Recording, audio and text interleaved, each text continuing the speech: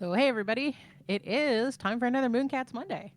So, we are going to be talking about some accessory stuff and our plans moving forward, and then we are going to jump into Liquid Lands. And we actually have the Liquid Lands creator Dave with us today.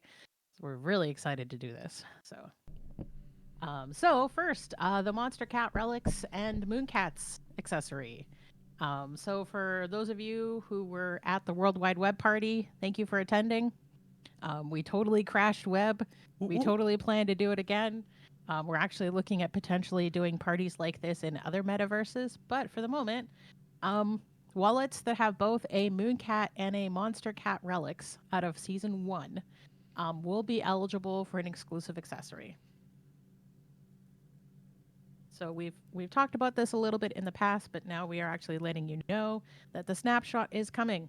So we will be taking a snapshot for people who have a Mooncat and a relics in the same wallet, and that accessory will be available for free for people who have both later in the week.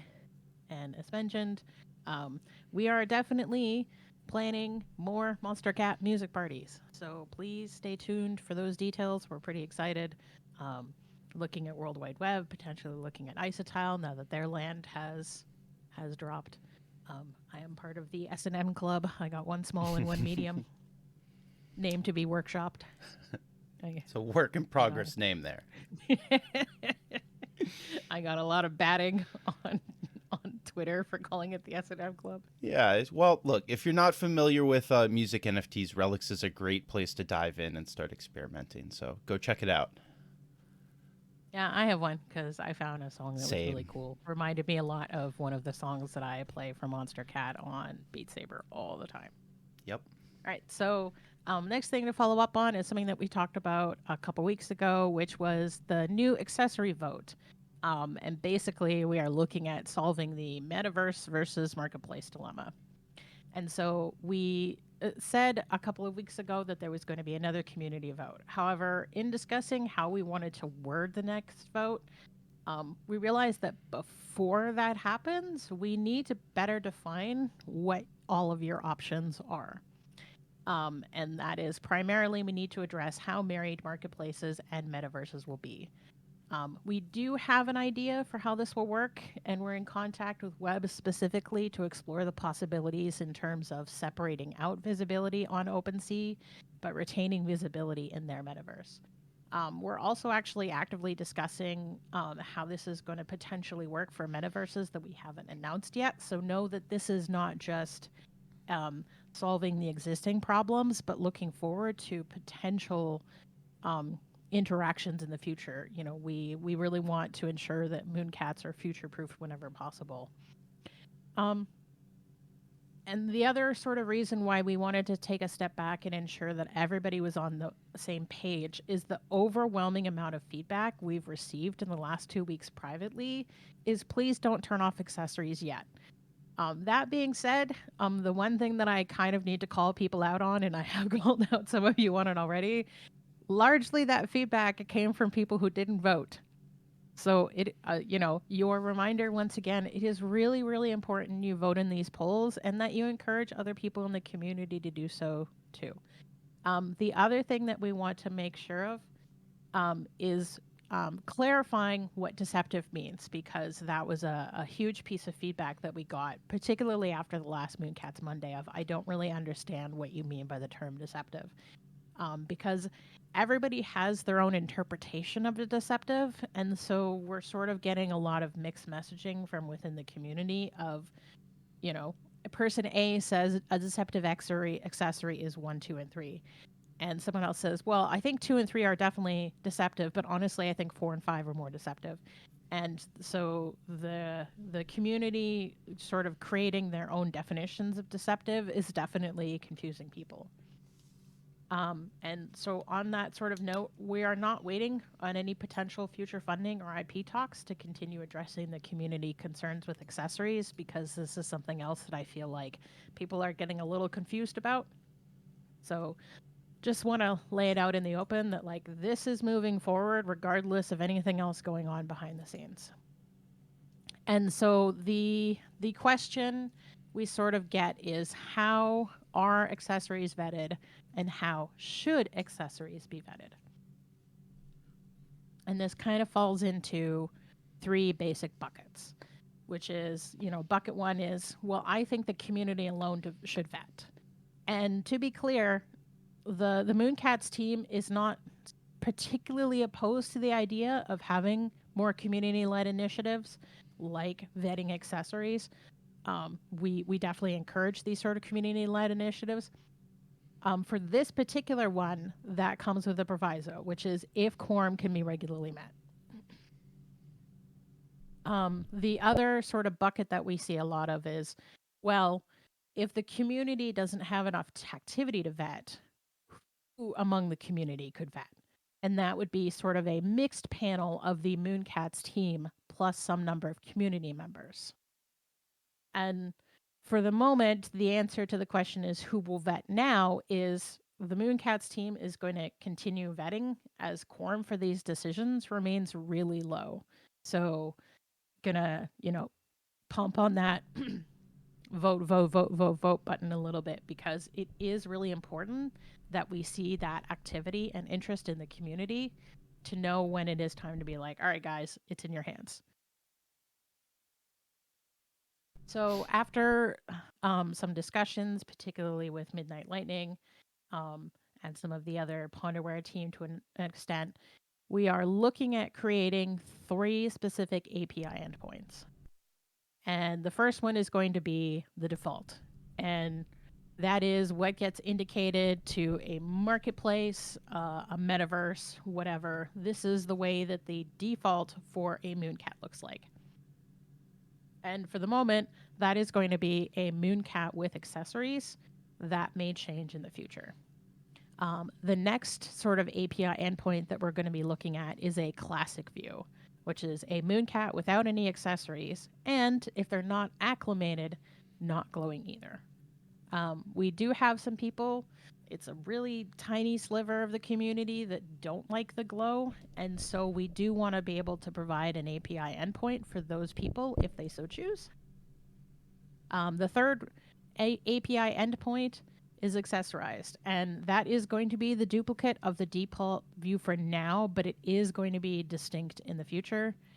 A MoonCat with any verified accessories the owner has indicated on chain they want visible for the MoonCat. And of course, if you are in the unofficial wrapper or in no wrapper at all, we will instead let those metaverses call the classic URL. And, this is sort of to solve some of the problems of the unofficial wrapper sometimes interacts with metaverses in hilariously unintended ways.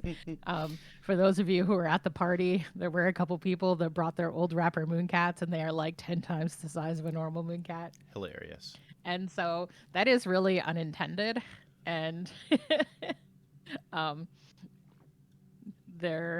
we will sort of be providing the fix for that because, EXP Table is no longer developing for the unofficial wrapper. He has acclimated all of his Mooncats. And so, fixing that kind of falls on our shoulders. Other things that we're potentially looking at for API endpoints in the future, the walk cycle, being able to integrate that into a variety of projects. We were actually just talking about it on Twitter over the weekend. We have started to integrate the walk cycle for Mooncats into the Gather Town, which is sort of like a virtual office space that is kind of catering to Web3 businesses. And they are looking for ways to integrate NFTs. If you grabbed the Metaverse Builder role, there is actually a ping for all of you in the Builders channel. Yep. And so take a peek at that if you are interested in continuing to help us build out Mooncats. We're also looking at sort of PFP style options. We know there are folks that have been sort of interested in a PFP style Mooncat. The dilemma that we have sort of had in creating that sort of derivative is if it gets separated from the Mooncat, it is technically in violation of the Mooncat license. So we want to look at ways to bake sort of that PFP into ownership of a specific Mooncat. And of course, all of these endpoints allow us to have conversations with other projects who may want to call Mooncats in different ways. And so, these are the three API endpoints we are looking at creating for now, but nothing stops us from making custom API endpoints for other metaverses or other marketplaces in the future. And so, as always, we are forward thinking ahead of what is the long-term future of Mooncats. So, now jumping into part 2, Liquid Lands. I'm excited for this. So we do have a few people in the Mooncats community who are kind of familiar with this. So some of this may be a retread for some of you, but hopefully there will be enough new stuff that it will keep you all interested. All right, so hi, Dave. Hello, hello. Dave is pretending to be British. Welcome, Dave. Well, yeah, I am pretending, as you'll probably pick up from my accent. I'm South African originally, but I've been living here for about 14 years now. So everybody I know is British, and yeah, I do my best to fit in. Well, we hope you feel at home here. So welcome, welcome. Thanks. Thank you so much for hopping in and doing this. Very No cool. problem. It's going to be great. So you started developing Crypto Cities in late 2017. So much like Mooncats, the original Crypto Cities project sort of predates the ERC 721 standard. Yeah, it does. I actually started with the smart contracts. So it kind of started as a just dabbling, and I wrote the contracts. I want to say around about September-ish, October of 2017. And then I was like so paranoid. I must have tested them for about 3 months. I was just testing, like rereading the code. And then I actually only launched them. I don't even know when I think it was February is when I deployed the contracts, and then in 2018. But by then, I think ERC 721 had just come out. But I was like, there's no chance I'm rewriting these contracts now. Because also we didn't really know, like it wasn't clear that was going to become a standard, right? It wasn't, that was just something cool, and, no one was really doing it yet. In hindsight, had I known, I probably would have pushed things back another couple of months and rewritten them to that standard. But no, that was that. And then, from most of February, that's when I then focused on getting the website up and all that kind of stuff. So I think the thing that always makes me laugh is, you and I met last week sort of to have a conversation about this presentation. And I was like, tell me something interesting about you that people wouldn't know. And you were like, people are very surprised how tall I am when they meet me. Yeah, I think so. I think you deal with people online, and you don't really, you just see an avatar or something, and then you meet someone in real life, and they're like, "Whoa, you're really tall." So that was just the first thing that popped in my head when you asked me. You do use a Cryptodes as a PFP, so yeah, a tall one though. Oh, hey, there you go. It's got a top hat and everything. So, when you launched Crypto Cities, sort of your goal was this strategy game that was focused on real world places. Yeah, that's right. So the original plan, actually, when I started it, was I actually thought this could become a sort of a usable element in other games. So my first ambition was not actually to make a game, and so I spent most of the time just trying to create I basically wanted this sort of to be a database on the blockchain for every location on Earth, and that games and other utilities could use. And so I spent a lot of time, probably like way too much time, trying to make sure the whole coordinate system was accurate and you couldn't get duplicates and all that kind of stuff. And in hindsight, that was all a waste of time. Like, I really shouldn't have worried about that. That's why we have metadata now, or metadata. It's just like you don't have to put it all on the chain. But yes, no one else was doing anything like that at the time. Like, This concept of ensuring that no two people could hold, for lack of a better phrasing, the same real world locations was, no one else was doing anything like that. Like, No, you can I have a couldn't see clone of two anything. Mooncats. Yeah, I couldn't see anything else like that. And for me, I don't know why, but I was just sort of obsessed with like it had to all be totally, kind of like non-fungible. They all, it had to be accurate because I knew if it went on, it would be very difficult to fix. Um, and actually, I was still a few months out from deploying from launching the game. And funny story, I didn't tell you this last time, but funny story, I actually got ambushed. I I was testing the game, testing it live, in fact. So I'd gone through all the testnet stuff, and I had the contracts live, and I was testing it, and suddenly cities started minting out of nowhere, and I was like, "What is going on? Like, what's happening? Like, there's a bug or something." And what had happened is someone had come across the website, had shared it on a whole bunch of Discord servers. I didn't even have a Discord. I didn't even know what Discord was at the time. And suddenly there were 100 people busy starting to mint things. And That's luckily, wild. luckily I had gamified the whole minting process. You had to discover a small town, and then you could discover like the next size up and the next size up. So, it couldn't run away from itself.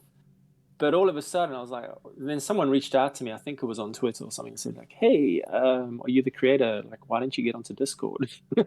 So I had to create a Discord server, and then I figured out what was going on. And people have been sharing this in some of the game servers on Discord, and I had to get organized very, very quickly because there was like no more preparation time then.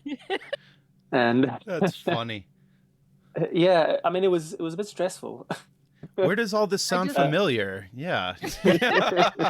Yeah, no, I love having these conversations with other historical NFTs because you feel like you're the only person that is like, all right, the original creators of Mooncats had to come back and neither of them had Discord accounts.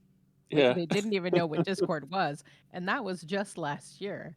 So hearing sort of the same story coming out of you in 2018 just blows my mind. The thing that I kind of love about Crypto Cities when I was looking at it, because I got into Liquid Lands and then I wanted to look back at sort of Mm, how this all started in Crypto Cities, is you have this cool mechanic that balances people so that, I call it no wall cannot be scaled eventually, mm, because the more that you battle, the more the fatigue you build up is. So you cannot just yeah. sort of endlessly defend a territory really aggressively. Eventually, you're going to have to give some of it up. Yeah, it was. I mean, I think that's the one challenge every not just game, but every app faces. Anything where you have some kind of resource or token or something that people are trying to obtain is that people always try and brute force it. They'll always try and brute force it. So you have to put mechanisms in to distribute that play and to slow it down to a certain extent. And so that fatigue system was the only way to do that. Um, but all I'd say about Crypto Cities is it worked. I mean, I developed the game eventually a couple of months into the project because I realized, just trying to create an API and a platform for other games was never going to work. It was way too early. And so I created the game, and um, you know, it was okay, but it gets boring pretty quickly. It's like there's not much to it. You capture your territory, you earn gold, and then you got to keep capturing it back as other people take it from you. And after a few years, that gets a little bit monotonous. Now, this is still playable, Yeah, people although are still playing it. Yeah, it is yeah, not people are still being playing it. actively developed, right? No, no, I haven't actively developed it since 2018. I've kept it going. So I've done bug fixes, and as things have changed with MetaMask and various things, I've gone in and rolled in those changes. So it still works, and it's had 100% uptime since launch. Um, but in my mind, there was always unfinished business there. I rushed that build. I built it so quickly in 2018 because I had to get it up and running. And I suppose I've been sleeping on it for a few years to think, well, how if I had to do it again, how would I do it better? And that is That is Liquidlands, where really. Liquidlands comes Yeah. in. Yeah, exactly. So, I've been building it for about a year now, and I wanted to make sure that the foundation was really, really strong. So, if imagine you're building a house, I've kind of spent a year prepping the site and digging the foundations and just getting everything in place. And that's why, I can, for instance, pull in other collections so quickly. So I must get sort of 2, 3, 4, 5 a day. People drop in and say, can you add this collection? Can you add that collection? So that, that I suck them in really quickly now. And that's a whole system by itself that took a few months to create. It's probably one of the bigger challenges that any integrated NFT game is going to face, is trying to pull in assets, getting them off IPFS, and making it fast and reliable. And so, yeah, go ahead. I think the thing that's wild about this growth is when I made this slide last week, like on Thursday or Friday when we talked, it is already out of date. You have gone from 10 factions to over 100 to now over 200. Yep.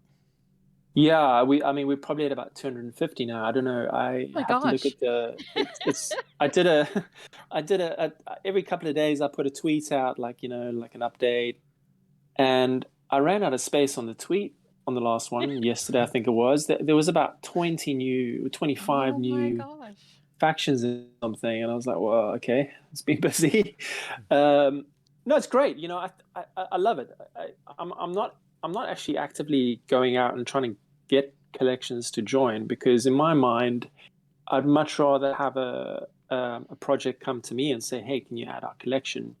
Because I'm really just trying to create an environment where we can all have fun together. I learned early on, if you reach out to some of the quote unquote blue chip projects, they're quite busy.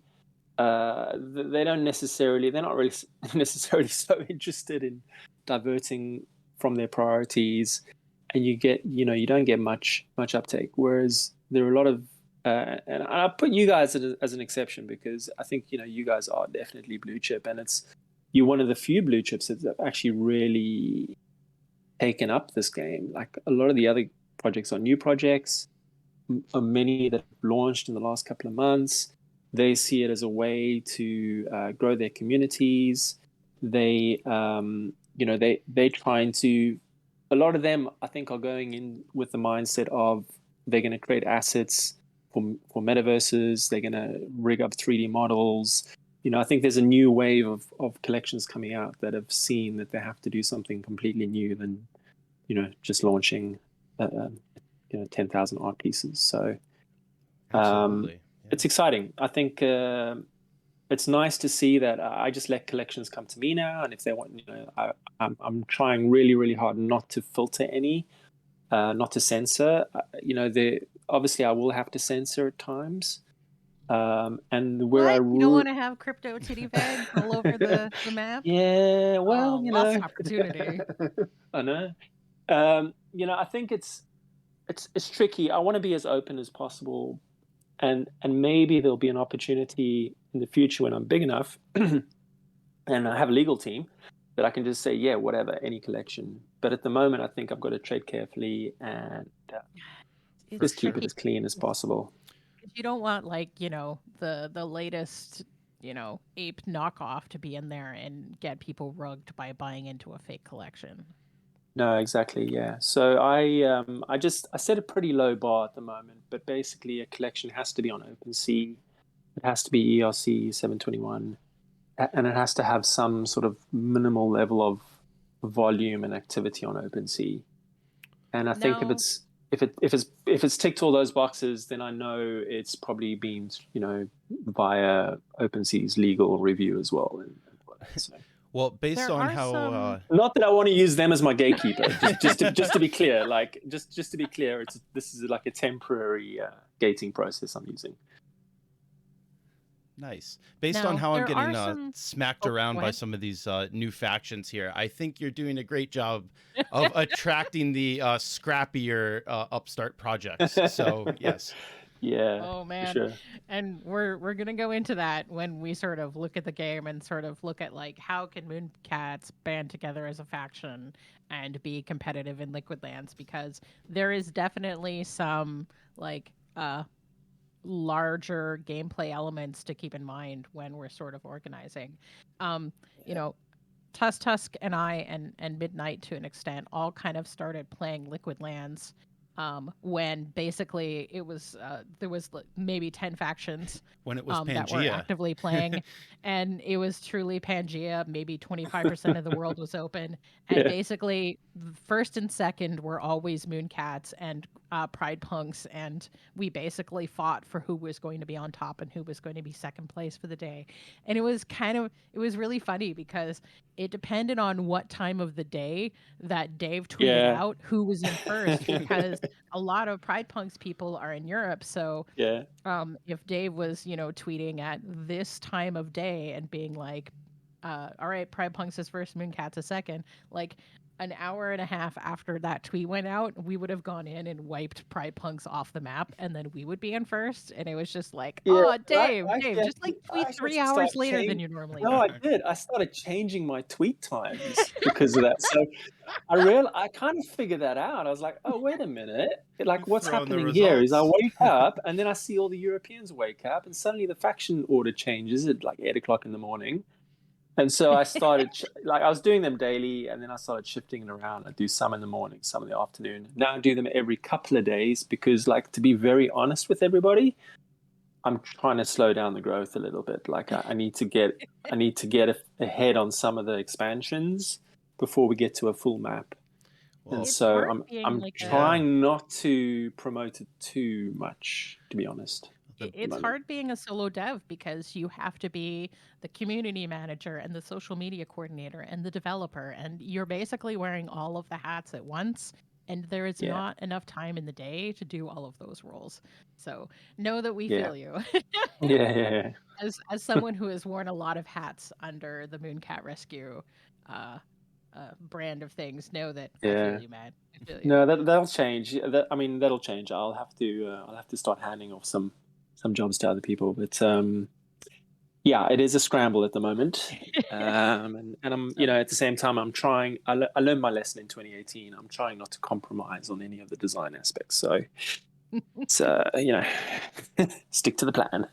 I am going to jump over to the game Yeah, I think it's like a so that testament to your baseline game and the simplicity of it all that people are finding really fun ways to layer on these metagame aspects to are really just like clean underlying mechanic that is very very addicting, and people are finding Mm, different ways to like really latch into it, whether it's faction rivalry or like personal land management. There are a lot of different yeah, tracks here that appeal to different kinds of quote unquote risk slash strategy players.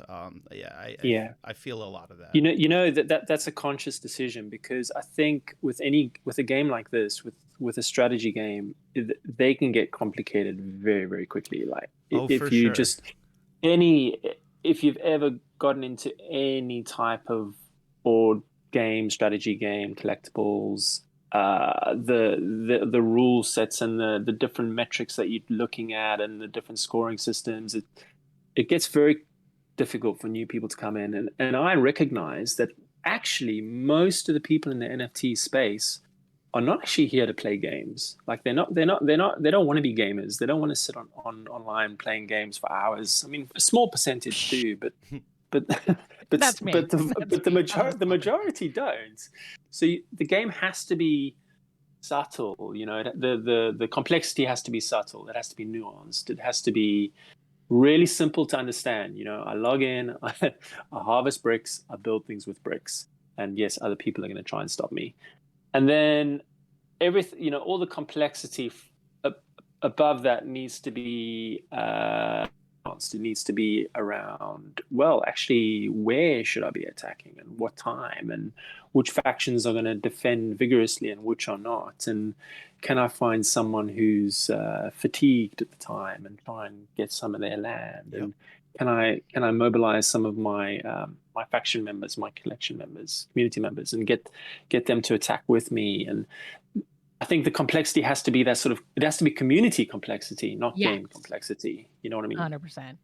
I love looking at this sort of little circular screenshot you have in here because it tells me exactly when in the project you took the screenshot. Because there's Yeah. one Mooncat up in the UK, and then there's a bunch of Mooncats down in Eastern Europe, and then everything else is Pride Punks. And I think I don't remember what that other faction is. They've stopped playing. Where was which one? Homies? What else we got No, there? those aren't homies. This was before Where? homies joined. Which picture are you looking at? You know, On the Liquid Lands Index. But with sorry, the round one, the round yeah, one. Oh, mm, there was creature something. There's a yes, creature yes, something. yeah. So it's weird they don't play as much anymore. But yes, so this is the game, and I'm going to do sort of a deep dive into the mechanics, but I'm just kind of gonna go over what sort of my morning routine is. I get up, I um, go to work, air quote. I go to work, I work from home. So I walk into my office and I boot up Liquid Lands. It's pretty much the first thing that I do after I sit down on my desk. And so to kind of walk you through this really quickly, I check out the factions to see where Mooncats is placed in the list. 1, 2, 3, 4. Okay, so we're fifth place right now. I look at sort of what is my brick count at right now. All right, so I don't have enough raw bricks to make a power brick yet. So I'm then going to check on my history. And this log has changed pretty significantly since I started playing and will significantly change since. But basically, 8 hours ago, I lost 2 of my plant friends' lands and I lost my Mooncat land. And that one's really important to me. So, it looks like Pride Punks and my effing pickles are coming down and are trying to beat us out in Oceania. And by the way, this is Tusk with his 10 defense Pika. And like Fighter. you will never win against him, even though there's technically an advantage to blue attack. So you get a small boost for attacking your own faction. Never attack Tusk. You will lose. I take it So I'm gonna personally. go. Yeah. So I'm gonna go back down here. So I tend to hang out in New Zealand and New Caledonia, although Tusk is also sitting on New Caledonia, so I won't be there today. So I'm gonna look at this pronounces 0.23242323. So I'm gonna get a slight attack boost if I attack this particular tile because it's closer to other Mooncats. And I do have my lovely Charmander who has a 4 defense brick. Yeah. So on. just to clarify on that, the neighboring tiles do not affect the battle yet. Yeah. So that is I'm sorry. yet. That's yeah. So coming. that is coming. Yeah. And My bad. it's something I'm still kind of wrangling over with the design, is how much to boost just your own neighboring tiles versus whether I include faction boosts, because some of the factions are quite strong already, and so if you put in a boost there, you'll just like never get Europe back. So Yeah, I mean, if you it's want to attack Australia at the moment, there is like this intense battle going on with these what are they called? Crocodiles? No, T-Rexes or something. Cryptotrexes. Yeah. So Rexes, there's yeah. Cryptotrexes and then the Bored Ape Pixels. Bored Ape Pixel Club. So like Yeah. they have started to encroach into. So it's interesting. Australia used to be like the battleground for Pride Punks and Mooncats, and at one point Mooncats just absolutely dominated Australia, and then Crypto Trex came in and basically wiped both Mooncats and Pride Punks completely out of Australia. So CryptoTrex lives in Australia, and we kind of just don't bug them anymore. Plant Friends, which is made by one of Tango. our accessories artists, Tango. Plant Friends basically live in India, and so I do try to hang out in India. And so attacking is fairly rudimentary for now, although it is something that you have said, Dave, that you are going to be working on making a little bit more interesting and interactive. Yeah, I want to keep it simple so that, what you're doing now is what a player could do if they didn't want to dive too deeply into the game. But I want to be able to add things in there so that those players that do want to go down the rabbit hole a bit can actually, start to influence a bit more and do more things. It's a bit of a fine balancing act, though. Definitely. Yeah, So I have now captured everything that I can. Oh, wait, no, I lied. So see if I can. Now, why do I have 2-1 50% attack. odds here? Oh no. 2 attacks left. Yeah. Nice. All You right. did it. So I can then look at all of the land that I own, and we might as well sort of go into this taxation Yeah. element. So when you first capture a land, it will be at 99% taxation. Yeah. And that taxation amount slowly degrades over time to the point where it goes down to 10% taxation at 12 hours. Yeah, that's right. Yeah. And so, as a landowner, you have to sort of wrangle this risk reward mechanic where the longer you wait to grab all of the bricks off of a plot, the less they will be taxed. However, if someone comes along and ganks that land out from under you, you only get a small fraction of what was being guarded. So even though it's like 86% tax on my Oceania lands, I am actually going to gather both of those and reset the taxation because those lands are highly competitive and I don't feel confident that I'm going to hold them throughout the day. Yeah, and I think also you've got to, and this is where the experience comes in now. You've got to judge the mood of the board. Yep. How violent is everybody today? Because it definitely goes through. I mean, I open land all the time, but I open more. If more players are coming in, I open more land. I've got quite a few back-end analytic systems that I'm using to measure Ooh. everything, and I look at things like land fill rates, like on average how many explorers does each person have deployed to land. Are they at 50% capacity or 100% capacity?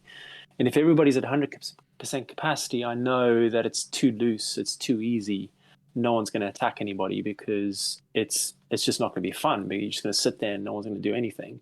So it's about sort of opening up the board at a rate that allows people to play against each other, but not be too difficult that you just can't keep land for 3 seconds.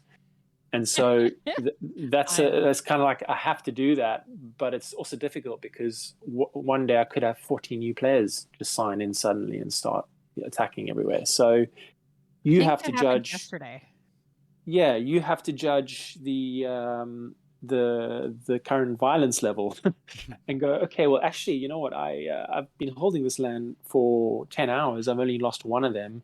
I can probably risk it. I can probably hold it a bit longer and try get to a lower tax level. Or vice versa, I'm losing all my land constantly today. It's just too tight. I need to harvest quicker. And I think that's where the skill level comes in. People that are figuring that out are doing better and they're getting more raw bricks each day. Yesterday was crazy. I could not hold on to. I had like my 3 land down in New Zealand that I had my Mooncats on that have all of my defensive bricks. And I was even struggling to hang on to those yesterday. And I had like the worst string of luck even attacking. So like there was a point where even though I can hold 15 lands because I've been playing for a couple of months now, I have been I've been building a bunch of bricks. I've actually bought a couple of bricks to increase the amount of lands that I can hold. But yeah, I was holding 2 lands yesterday and could not grab a third for the life Yeah, of me.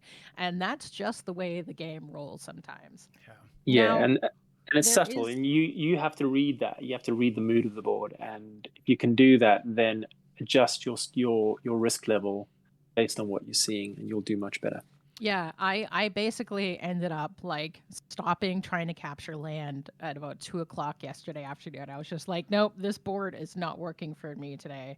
I just closed down the tab. I did something else. I came back before I went to sleep, and I was able to grab a few more land in India, and I was able to recapture my like little plots that I like sitting on in New Zealand. But I basically went to bed going, there is no way that I'm going to hold all of this overnight, and I didn't.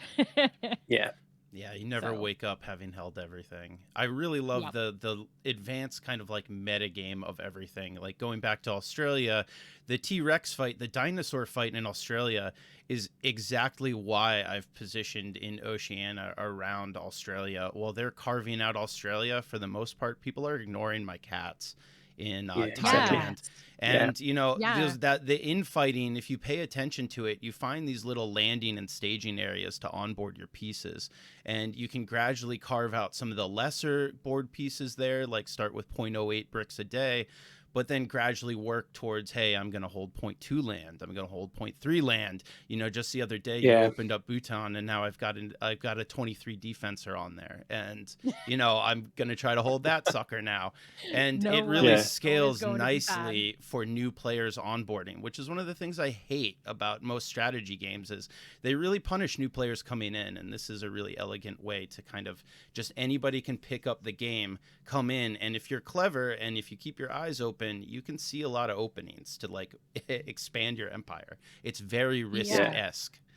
And that's the thing. It's been interesting because Ty and Midnight and myself have all been kind of like privately coordinating with each other of like, all right, when we started to lose Australia to the crypto T-Rexes, we were like, all right, Australia is clearly going to be a losing battle because that community is super duper engaged. They're really coordinated, but they seem to be ignoring the rest of Southeast Asia. So let's like do sort of the string of Southeast Asia into the rest of Oceania, and then that ended up working out really well for us. And we actually did yeah. a poll for Japan at one point, and then we got completely overwhelmed by whoever was defending Japan. Although I think the faction defending Japan has changed again.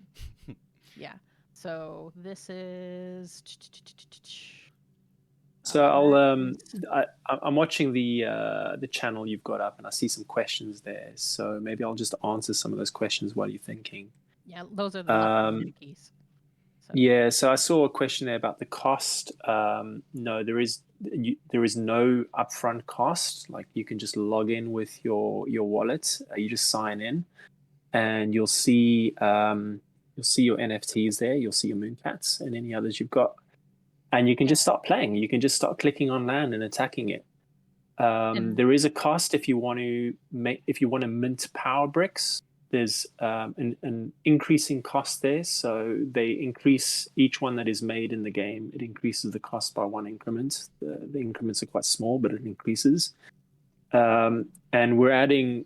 This is a bit of alpha here, but we're adding over the next couple of weeks more types of bricks that aren't power bricks that'll do other things. Ooh. And some of them won't have any cost associated. You'll just use your raw bricks and you can mint them. They won't cost you anything except gas. So there's a couple of those free elements coming in as well. But for Nice. sure, I mean, the way the game is now, and I say this to everybody, you do not have to spend any money. You do not have to mint bricks. You can actually just play the game. Like the minting of power bricks is for those people that want to get stronger, hold more powerful, more profitable land, uh, and advance to the later stages of the game coming up in a few months, where we start, building more interesting things at lower levels and stuff. You can actually, for everybody else, and there's quite, I'd say, probably 50% plus, maybe even 60-70% of people that are playing totally for free. They're not minting anything, they're just playing the game. and now you and I had talked about potentially adding Starcade, but I think there was a technical limitation for adding them. Yeah, well, I'm trying to remember what the issue with that one was.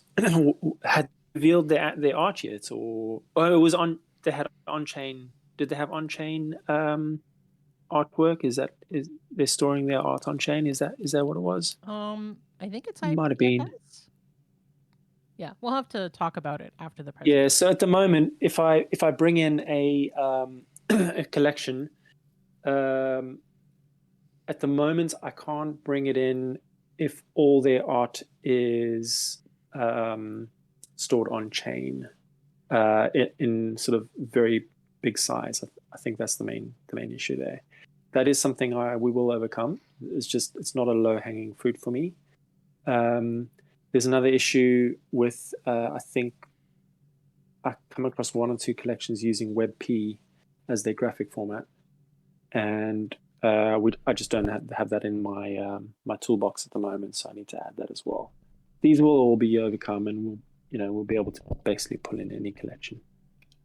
Robert says, was it because the weapon selections were not done for some of the NFTs, but they were done for others? That would actually make sense too, potentially. Might be. Yeah. Yeah. The what selection? Sorry. Basically, some of them had an extension that they equipped halfway through, and so not all of the NFTs may have gone through that process yet. It might have been, yeah. And also, I try not because I don't have a very robust metadata refresh mechanism yet. I try only bring in the collections once they sort of all fully revealed. So if there's any pending, reveal there still for artwork and stuff, I tend to hold off until it's done. That will all change, and there'll be an easy mechanism where people can refresh the metadata and stuff. But for now, that's just some of the limitations I'm working with.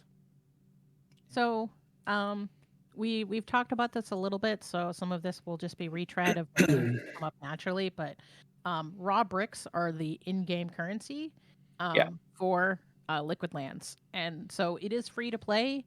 Liquid Lands, as long as you have at least one NFT that is under the approved collections. Since all of you are here on the MoonCats Discord server, I do kind of presume you have MoonCats. When you first log in, you won't have any bricks, so you will need to begin accumulating raw bricks by holding a territory. As we talked about, when that territory is first conquered, the tax rate on it is 100%. If you lose a territory, you still get some of the stored raw bricks as a consolation, and you do earn daily interest on raw bricks. And so this is another sort of really interesting push-pull mechanic that you've had in the game, because as you accumulate these raw bricks, you earn daily interest on them. But if you decide to spend some Ethermatic and mint a power brick, that is no longer considered a raw brick, and you don't accrue any interest on it. So Yeah, you exactly. kind of have to choose really meaningfully when in the day you're going to mint a brick. There is a limited number of attacks per day that you can have. And sort of in that presentation that I showed you guys, I did have that maximum of 30 stored up attacks. Those attacks do slowly refill throughout the day. If I'm busy, I check like twice a day, kind of once in the morning and once before I hit the hay. If I'm less busy during the day, I hit refresh about once an hour, and I tend to have some attacks. You also regain one attack if one of your lands is lost. No. That's a correction. That was under discussion. Oh, that was not nerfed. implemented. No. Nerfed. No. My build. All right, going over to the Liquid Lands Discord feature request. Regain one attack when a land is lost. It's actually it's in there already as a feature request. Yeah. Sorry, I apologize. My bad on that one. And so you've also added the exhaustion mechanic that was part of Crypto Cities, where if you have more than one wallet, and or if you are attacking a large number of times per day, you will slowly accumulate exhaustion. If I'm going crazy ham, I will accumulate exhaustion just because I have a fairly extensive number of plant friends that I can attack with. Tuss, you've definitely seen I hit it accumulation of constantly. exhaustion. Yeah, and I Yeah. will say there's Because you play with more than one wallet, you sneaky kitty. there's some advanced strategy. You know, one of the things I really love about the game, like I come from a competitive Warhammer background, so like the metagaming aspect of everything really appeals to me. And one of the advanced quote unquote strategies is you can use a what I call a plow wallet with a couple NFTs in it, and basically use that as your attacks, and then vacate land and make way for your bigger account to come in and then hold the land. So as you guys are kind of like in there experimenting, you'll find some like, you know, subtle areas to start maybe making a little bit of gambling and, you know, save some time, because this game really has a lot of avenues to subtle little mechanics to give you an edge. And so as a faction, that's definitely something that I think we're going to want to start to coordinate is people who are attackers on the team and people who are holders on the team. You know, I have generally started minting bricks that are defense, but I do have a couple of power bricks that I've minted that have attack on them. Those bricks, those NFTs aren't very good at holding because they're focused on attack. So, you know, one of the things that, you know, Tusk and I have sort of been batting about is like, what if we have people pair up and one half of the team is attackers and one half of the team is defenders, and they work together, and then as bricks are minted, they get sort of split between the team. Um, and I mean, a team could be one person with two wallets. It could be two people that live in the same house and feel comfortable coordinating together. You know, it could be two besties that are on the MoonCat server that have known each other forever and trust that the other person is in fact going to share the goods with them. Yep. So, you know, we want there to be a high level of trust in these sort of like two-person teams. And so we are definitely looking at ways that we can work together, not only as a faction, but sort of like smaller attack teams inside of our faction. And so we've talked about this a fair bit, but power bricks are sort of the way to pay to continue to progress in the game. Um, and sort of the cool thing is power bricks can have attack, defense, or both. They can be equipped to any NFT and can be moved around every 12 hours. And so here's sort of the way that bricks power up. You can mint a power brick with 1 point more than your current stash of power bricks. So when you are minting your first power brick, so power brick 1, it can be 1 attack or 1 defense. Power brick 2 can be 2 attack or 2 defense or 1 of each, and et cetera down the line. So third brick can be 3 attack, 3 defense, 1 attack, 2 defense, 2 attack, 1 defense, and further on down the line. I'm really bad at math. And it's so just it's a progression, and it's to stop this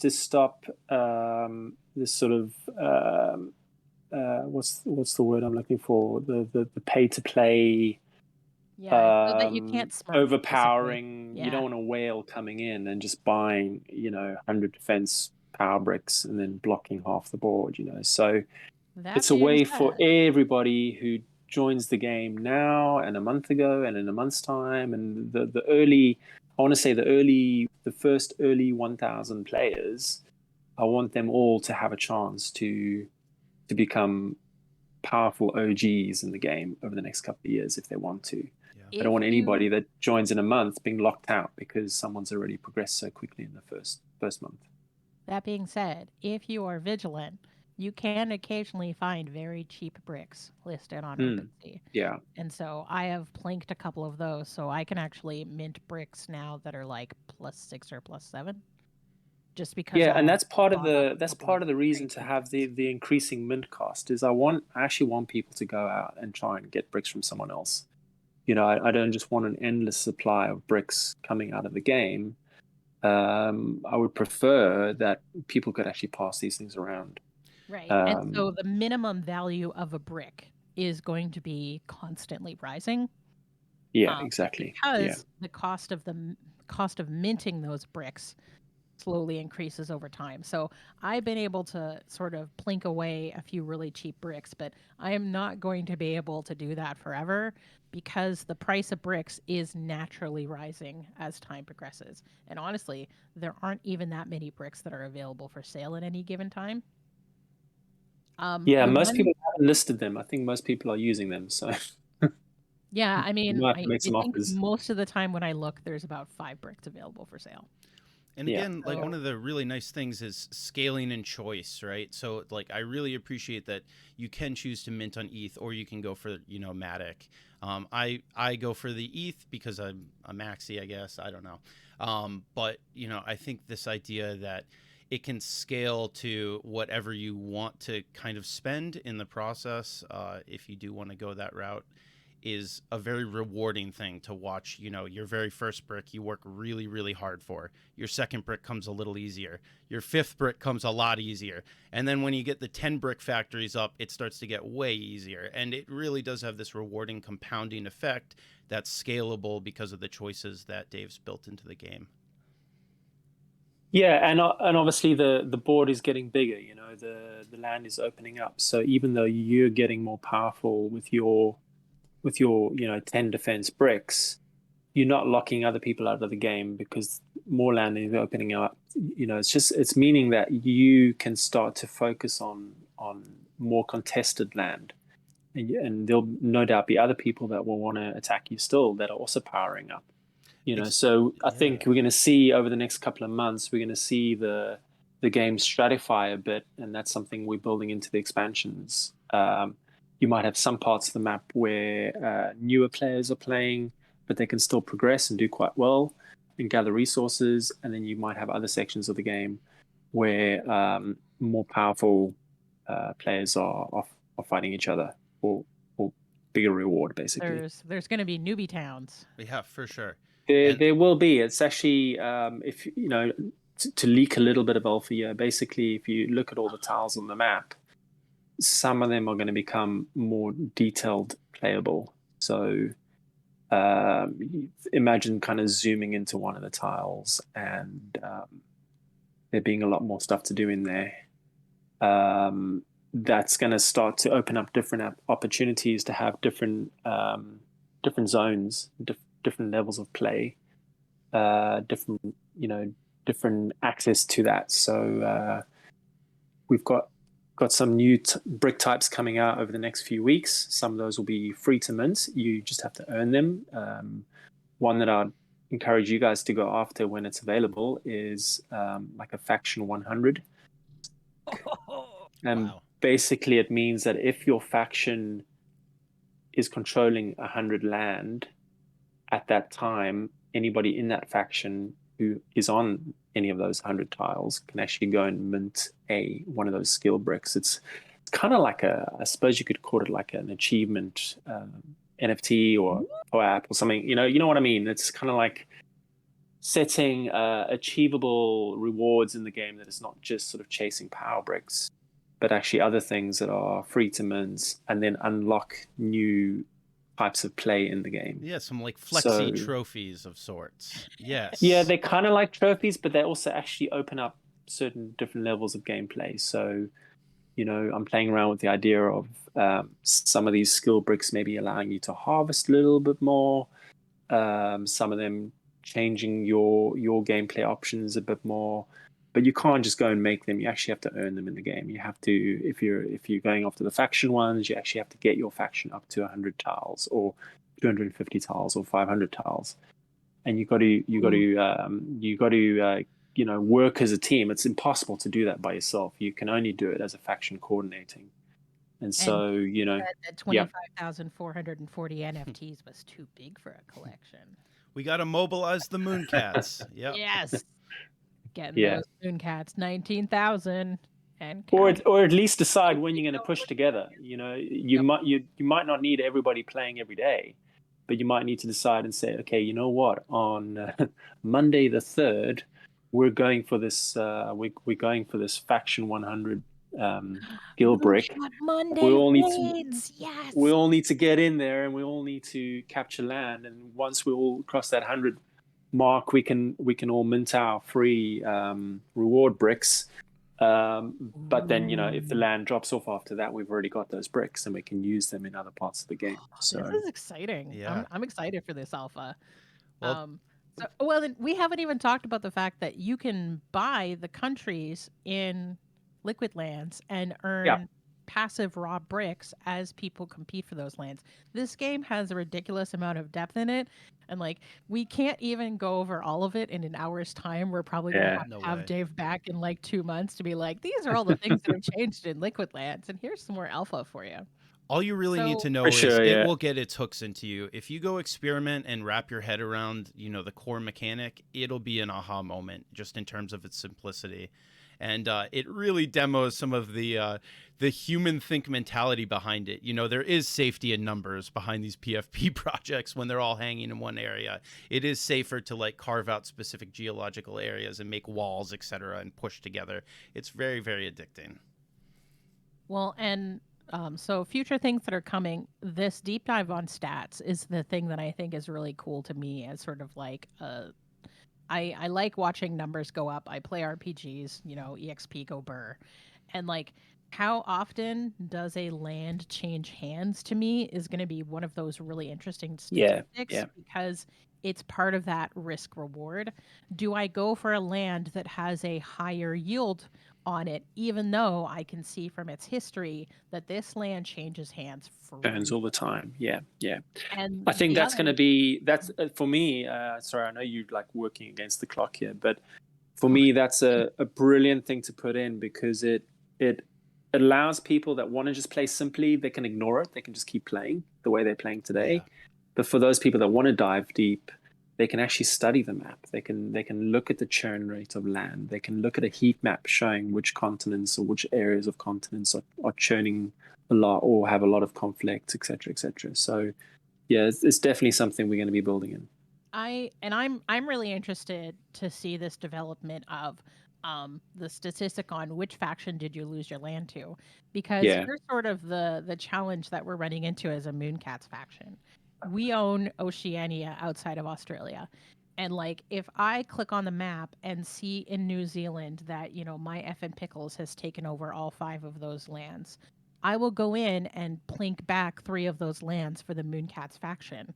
But if whoever was holding those beforehand come, in the morning, they take over the land, they log out for the day, they don't see the fact that a pickle took their land and then I came back and took the land after that. yeah. It just looks like faction on faction, Yeah. outrage. And then they don't want to work with me anymore. But I didn't take your land, I promise. I didn't take New Caledonia from you, Paws. I swear. You totally did. So Tusk and I were attacking New Caledonia at the same time, and I won it, and then he won it directly after that from me, and so it was just like, oops, Oh it, man, yeah. honest mistake. But like some of that stuff, honestly, we could just be coordinating a little better. Of like, hey, I'm waking up, I'm going to start working on X. And like just having a channel in the Mooncats Discord for Liquid Lands, it's like, hey guys, gonna go take some land in New Zealand. Then, Tuss knows, hey, I'm about to take New Caledonia. Get off my land, you jerk. So have you guys done that yet? Have you set up a channel for No, Liquid we're going Lens? to immediately after this presentation. Yeah, I'll tell you that quite a few projects have already done that. So it's definitely people are figuring this out that they need to coordinate, each morning and just say, okay, what are we going after? What are we not going after? So Um, yeah, for sure.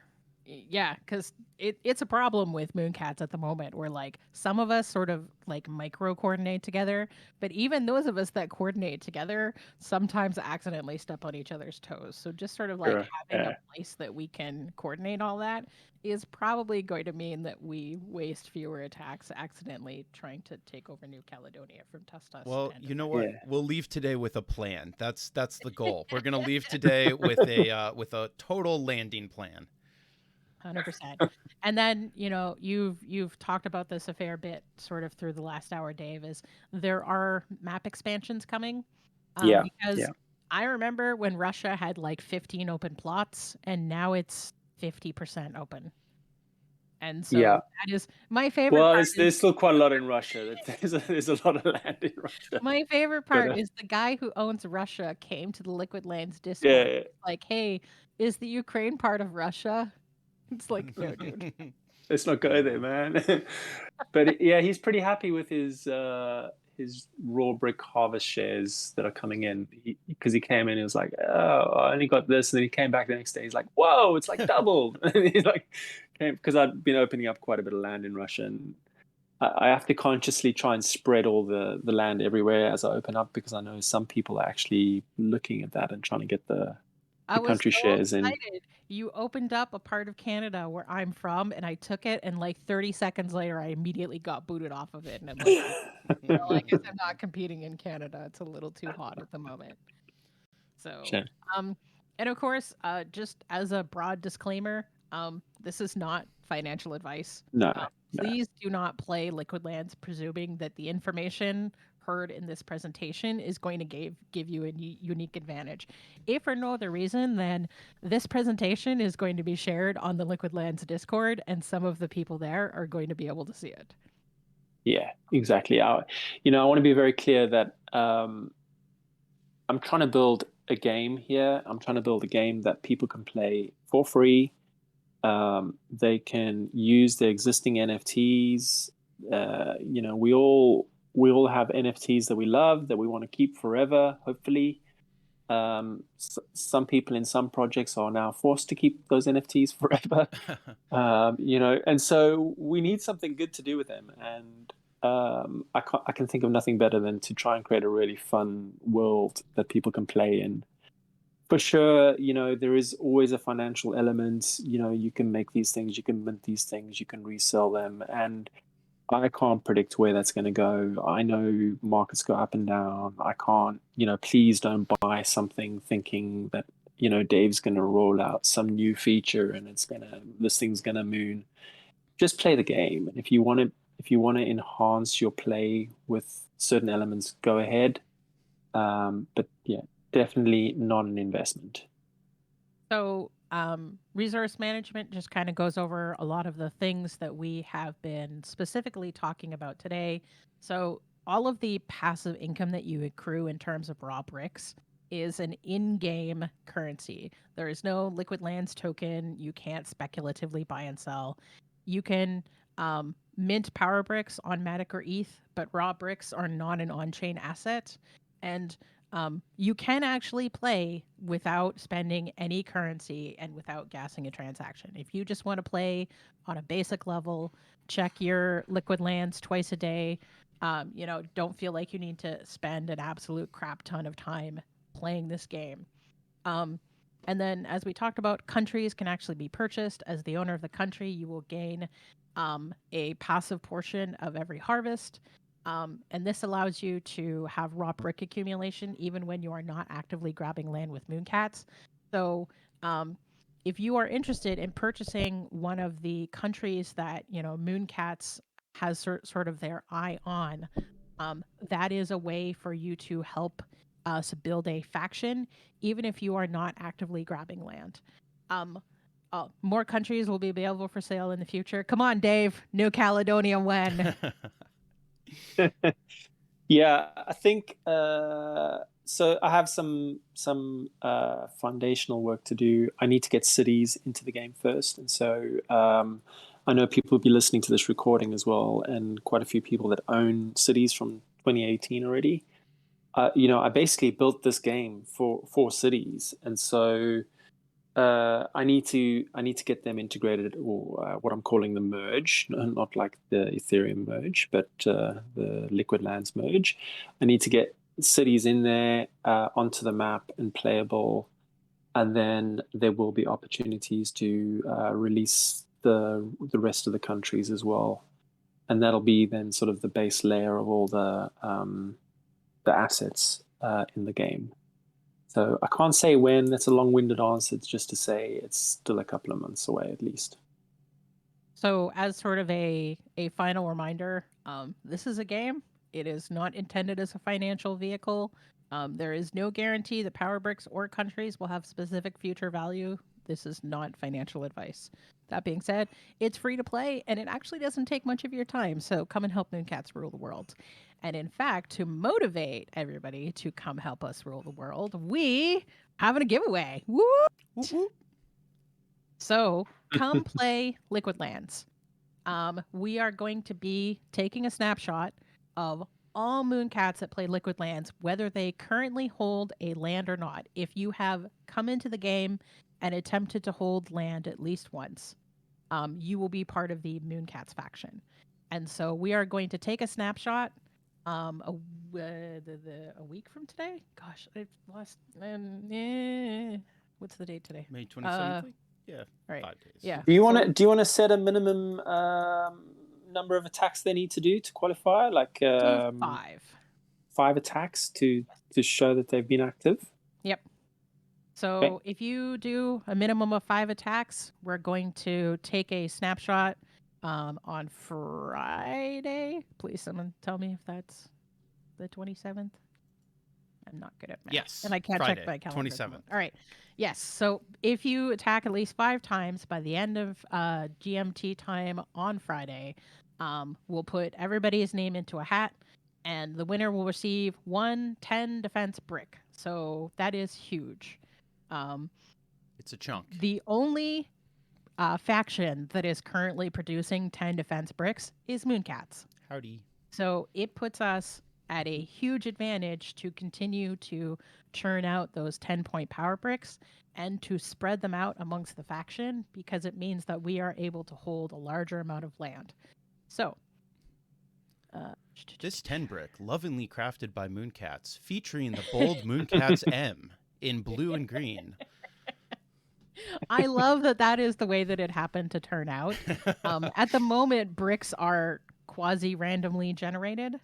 Yeah, no, they're all random. We just pre-render them. So, right. Yeah, I just want to make sure they're always there when a brick mints, that there's no, the artwork is available straight away for OpenSea elements. And it's cool because you can actually go to the brick URL and figure out what the next brick in the chain is going to look like. And for someone like me who is like, I want all the pretty bricks that are purple, I'm going to be very carefully timing when I mint my power bricks to ensure that I get all the prettiest bricks. And we had that chat on Discord to say, well, maybe there'll be a way for people to re-roll their artwork if they want to in future. Just saying that, it's something that we can look at for sure. Yeah. I actually pulled up my pixel map tile, which, thank you, Tusk, looks completely amazing because it has a Mooncat face on it. But honestly, I would pay more to mint a power brick that I could put a Mooncat face on. Also, it would look really amazing in the collection to be able to customize bricks to look like your specific faction.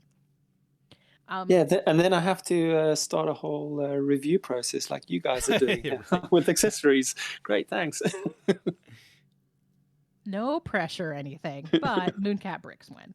And of course, we are definitely keeping in mind that, the more powerful our faction is as a whole, the more powerful our faction is as a whole. And so, we are going to continue to monitor where Mooncats are sitting on the leaderboards, and we may do more prizes in the coming months. So definitely continue attending these Mooncat Mondays presentations. We're going to be opening up that Liquid Lands channel, and we're going to be doing lots of coordinating. So, and just one final reminder, this is not financial advice. Please do not play presuming that you will be able to sell this 10 defense brick. It is a prize that is intended to be used in-game and not for financial gain. So, is there anything else that we should talk about Liquid Lands? Well, with all that being said, I think the plan to get in there for anybody looking to just get a foothold, go find some 0.08 land in Russia and just, get your feet wet a little bit and trade back and forth. You have the safety of, the cats right below you if you need to fall back. But Russia could be a good staging area for anybody looking to just get in, Make landing, drop anything unsaturated with less than 4 legs. Yeah, and I'll just, I'll extend that thought and just say, the way I think about the next few months of play is very much like the early days of mining Bitcoin on your computer, before you had to then get a GPU and before you then had to get custom ASICs. There's an opportunity here for free without having to mint anything to gather raw bricks.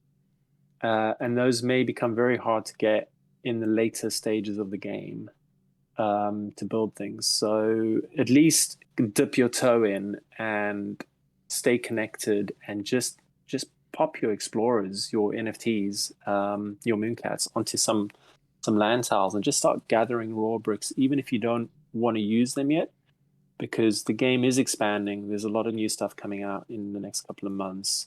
We're going to need raw bricks. That's why I've got the yield system in there, so that I actually want people to accumulate raw brick balances so that they've got them for later. And just stay connected. Stuff's coming out, and you'll want to have some raw bricks to use, and you can get them for free right now. So you should do it. Awesome. And I mean, as evidenced by the fact that we're all wearing our bear hats, we are in a bear market. If you can't sell your NFTs, since you're diamond paws anyways, you might as well use them for something fun. There you go. Does anybody have any questions? If so, if you could drop those into MoonCat Monday's text channel, that would be great. We'll give it a few seconds there. I think what we saw with, games, for example, with Web, when we were organized, when we were presenting as a faction, we had a lot of people very interested in the project. And this is another opportunity to organize as a faction and just show that, hey, we are a force when we turn out. There is a lot of, cross NFT visibility through this game with all the different factions. They do see who's beating up on them. They do see who's organized. And it does reflect on us, I think, as a project positively if we're able to give off that unified front. Absolutely. I see that every day. I see factions playing in the game, and I'll own up to saying that I've actually gone out and bought some NFTs in some of these factions just because I was so impressed with. Congrats on the I MoonCat. Yes, I have a MoonCat. I'm very, very, very happy with that purchase. Very, very lucky.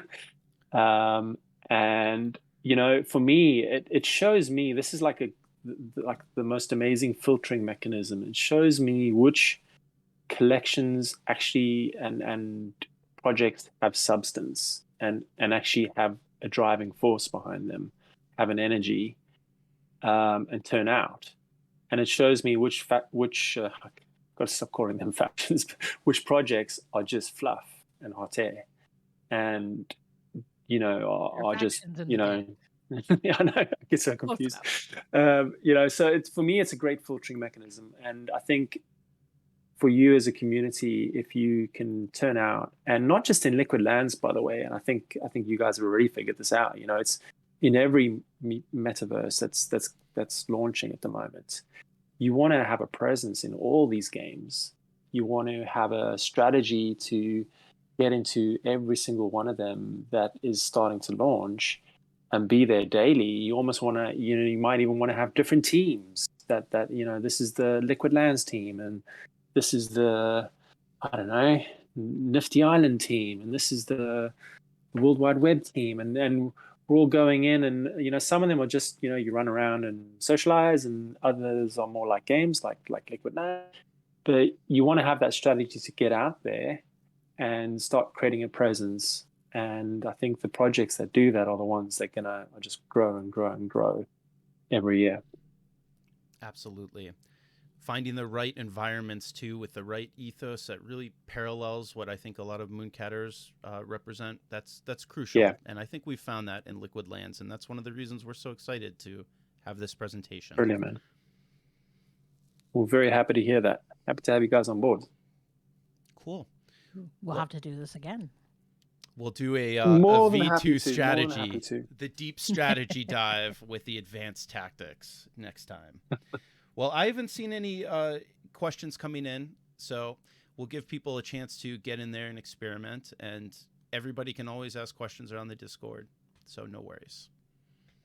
Thank you, everybody, for coming to the presentation, and we will see you again in 2 weeks for the next MoonCat Mondays. Thanks so much for hosting this. It's been great. Thanks all. Dave. Cheers. Thanks, Dave. Thanks.